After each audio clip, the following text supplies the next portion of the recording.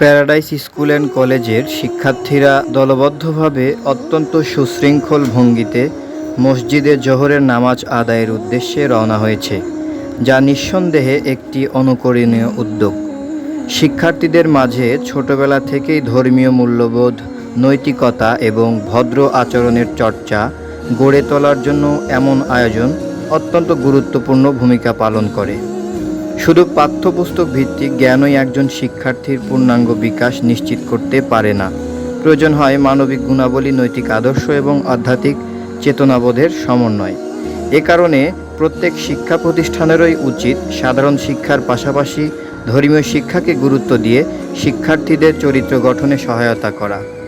Paradise school and কলেজের এই উদ্যোগ শিক্ষার্থীদের শুধু নামাজের প্রতি আকৃষ্ট করবে না, বরং তাদের অন্তরে দায়িত্ববোধ, শৃঙ্খলা, বিনয় এবং সমাজের প্রতি ইতিবাচক মনোভাব তৈরি করতেও বিশেষ ভূমিকা রাখবে।